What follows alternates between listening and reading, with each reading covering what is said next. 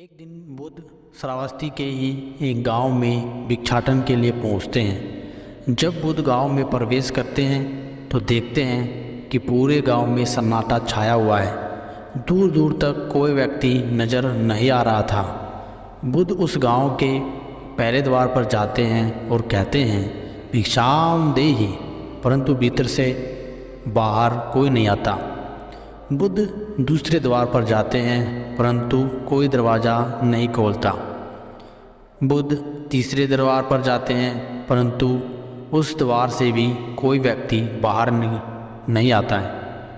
फिर अचानक से एक दरवाज़ा खुलता है जिसमें से एक व्यक्ति बाहर निकल के आता है। वो जल्दी से बुद्ध का हाथ पकड़ता है और उन्हें अपने घर में ले जाता है और कहता है, क्षमा करें बुद्ध, परंतु इस समय आप बाहर नहीं जा सकते। उंगलीमाल को श्रावस्ती की सीमा पर देखा गया है। सभी गांव वाले डर के मारे अपने अपने घरों की खिड़कियां, दरवाजे बंद करके बैठे हुए हैं। बुद्ध उस व्यक्ति से पूछते हैं, कौन है ये वह उंगलीमाल और उससे इतना भय क्यों है? वह व्यक्ति कहता है, उंगलीमाल एक राक्षस है। उसे जो भी मनुष्य मिलता है, बच्चा, वृद्ध, स्त्री या पुरुष, यहाँ तक कि सन्यासी भी, वो किसी को भी नहीं छोड़ता। महाराज प्रसन्नजीत के सैनिक भी उसे डरते हैं। बुद्ध उस व्यक्ति से पूछते हैं, क्या वो ये सब धन के लालच में करता है? वो व्यक्ति कहता है, नहीं, धन का उसे कोई लालच नहीं है। वो जब भी किसी मनुष्य पर वार करता है तो उसकी उंगली काटकर अपने गले की माला बनाता है, इसलिए उसका नाम उंगलीमाल पड़ गया है। और यह भी सुना है कि जब उसके गले की माला में 100 उंगलियां पूरी हो जाएगी तो उसकी विनाशक शक्तियां और भी ज़्यादा बढ़ जाएगी। बुद्ध कहते हैं, आभार आपका जो आपने मुझे उसके बारे में बताया। फिर वो व्यक्ति बुद्ध से कहता है कि कृपा कर आप बाहर ना जाइए क्योंकि वो आप पर भी वार कर सकता है।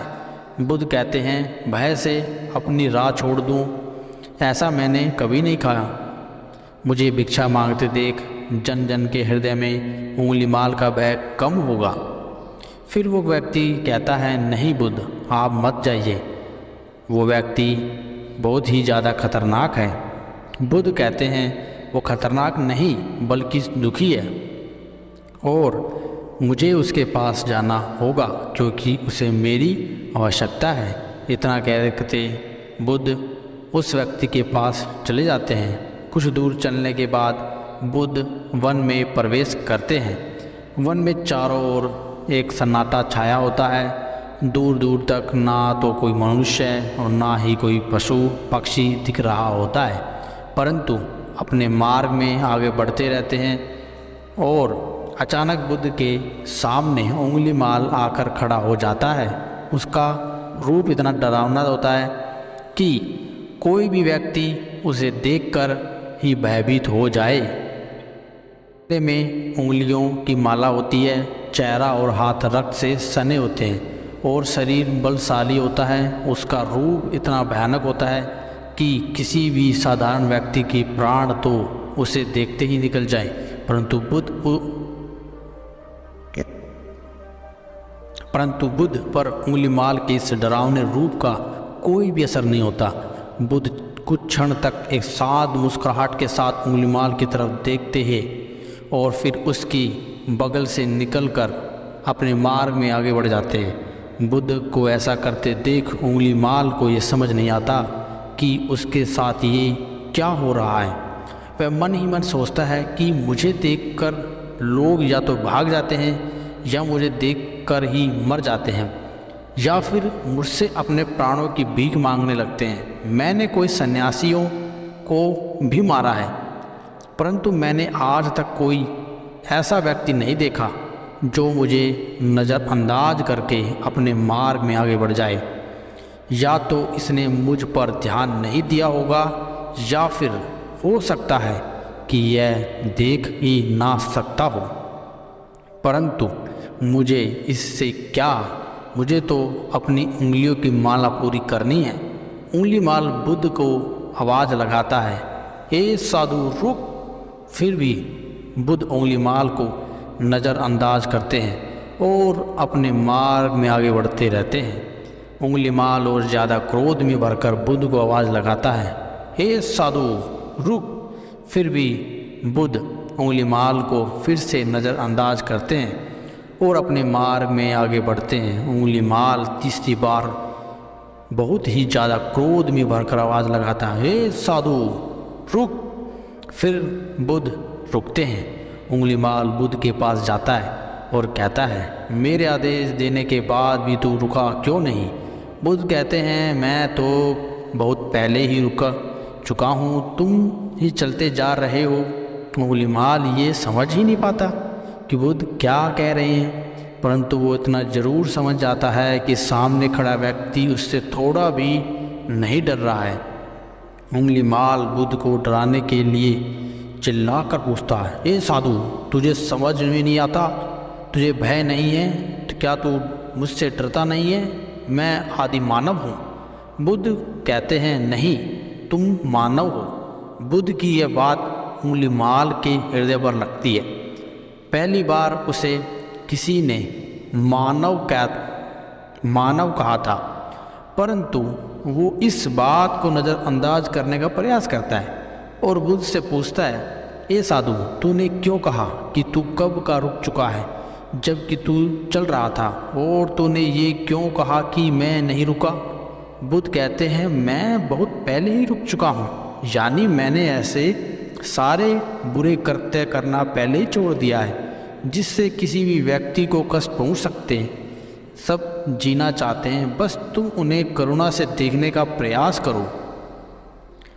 बुद्ध के ये सब दोबारा से उंगली माल के हृदय पर चोट करते हैं, परंतु वह दोबारा से बुद्ध की बातों को नज़रअंदाज करने का प्रयास करता है और इस बार वह और क्रोध में भरकर बुद्ध की गर्दन पर अपनी कटारी रख देता है और जिससे वे लोगों की हत्या किया करता था, और बुद्ध से चिल्लाकर कहता है, मानव में ना तो प्रेम है ना ही करुणा है, सिर्फ छल और कपट है, इसलिए मैं सबकी हत्या करूँगा और किसी को जीवित नहीं छोड़ूंगा। बुद्ध कहते हैं, तुम्हें लोगों ने बहुत दुख दिया है। उंगली माल क्रूरता मनुष्य ज्ञान के कारण ही करता है।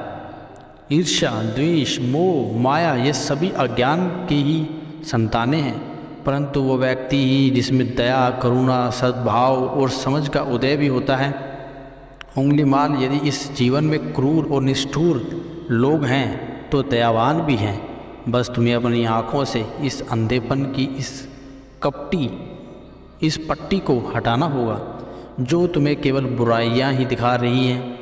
तीसरी बार बुद्ध के शब्दों को सुन उंगली माल का खुद पर यह संयम हट जाता है। उसे समझ नहीं आता कि पहली बार उसे अपना आपा इतना कमज़ोर क्यों महसूस हो रहा है। वह कोशिश तो करता है क्रोध करने की, परंतु कर नहीं पाता।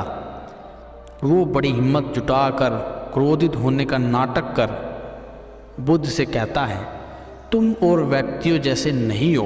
बुद्ध कहते हैं, मैं हर व्यक्ति जैसा ही हूँ, बस जागृत हूँ और यह सिद्ध कर रहा हूँ कि हर व्यक्ति में जागने की क्षमता है। मेरा मार्ग क्रूरता को दया में परिवर्तित करता है।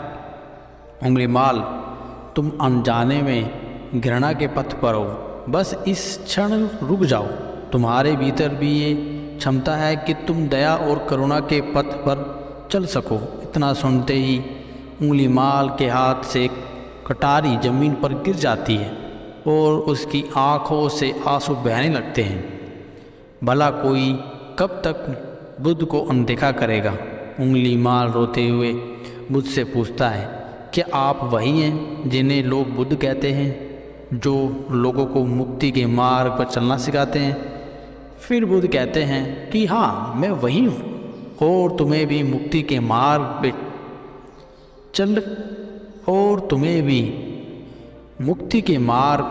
ले जाना चाहता हूँ। फिर उंगली माल कहता है, परंतु मैं अब बहुत दूर निकल गया हूँ। मैंने बहुत हत्याएं करी हैं और बहुत पाप करे हैं। मैं अब चाहकर भी वापस नहीं लौट सकता और मेरा वापस लौटना अब असंभव है। बुद्ध कहते हैं, असंभव कुछ भी नहीं, जब जागो तभी सवेरा। उंगली माल कहता है, मैं अब पुनः जीवन की ओर नहीं मुड़ सकता, बहुत देर हो चुकी है। बुद्ध कहते हैं, तुम में इतनी चेतना है कि तुम जानते हो कि जो तुमने अब तक किया वो बुरा था। इसका अर्थ यह है कि तुम जानते हो कि क्या अच्छा है और क्या बुरा है। उंगली माल, जिस दिन से तुमने अच्छा कार्य करना शुरू कर दिया उस दिन से तुम्हारा एक नया जीवन शुरू हो जाएगा। फिर उंगली माल कहता है, मैं कितने भी अच्छे कार्य क्यों ना कर लूँ, परंतु लोग मुझे उसी दृष्टि से ही देखेंगे, मुझे चैन से जीने नहीं देंगे। बुद्ध कहते हैं, उंगली माल, यदि तुमने हिंसा का मार्ग छोड़ा तो मैं तुम्हें मार्ग दिखाऊंगा और तुम्हारा संरक्षण करूंगा और तुम्हें लोगों की घृणा से बचाऊंगा। बस पहला कदम तुम्हें ही उठाना होगा। उंगली माल पूछता है, क्या ये हो सकता है? बुद्ध कहते हैं, अवश्य हो सकता है। तुम में असामान्य बुद्धि और उंगली माल, तुम परम सत्य के पथ पर बहुत आगे जाओगे। उंगली माल रोते हुए बुद्ध के चरणों में गिर पड़ता है और कहता है, मैं आपको वचन देता हूँ कि मैं सारे बुरे कृत्य करना छोड़ दूंगा और आपके पीछे करुणा के पथ पर चलना सीखूंगा। कृपा कर आप मुझे अपना शिष्य बना दीजिए। बुद्ध कहते हैं कि मैं किसी को अपना शिष्य नहीं बनाता, बल्कि व्यक्ति स्वयं मेरे संग से जुड़ता है। उंगली माल उसी समय बुद्ध का भिक्षु बन जाता है। यहाँ पर एक बात समझनी जरूरी है कि बुद्ध किसी को भी अपना शिष्य भिक्षु नहीं बनाते थे। जो भी व्यक्ति उनके साथ जुड़ता था वो उसे केवल मार्ग दिखाते थे और उस मार्ग पर चलाता था। भिक्षु और शिष्य शब्द केवल संघ से जुड़ने वाले लोगों की पहचान होती थी। कहानी में आगे बढ़ते हैं। बुद्ध का भिक्षु बनने के बाद उसका नाम अहिंसक पड़ जाता है। फिर बुद्ध ने जैसा उसका नाम रखा था और वो ठीक वैसा ही बन चुका था। इस कहानी से हमें यह सीखने को मिलता है कि लोग सोचते हैं कि उन्होंने बहुत सारे गलत काम किए हुए हैं, अब इन गलत कामों को सुधारने के लिए कोई भी विकल्प नहीं है। इस पर गौतम बुद्ध कहते हैं कि चाहे आपने अब तक कितने भी बुरे काम क्यों ना किए हों, लेकिन अगर आप एक विचार को अपने मन में लाते हैं कि अब मुझे कुछ सही करना है, तो वही विचार आपके रूपांतरण का कारण बन सकता है। पर सबसे ज़रूरी बात यह है कि क्या आप पहला कदम उठाने के लिए तैयार हैं। दोस्तों, यह कहानी आपको कैसी लगी?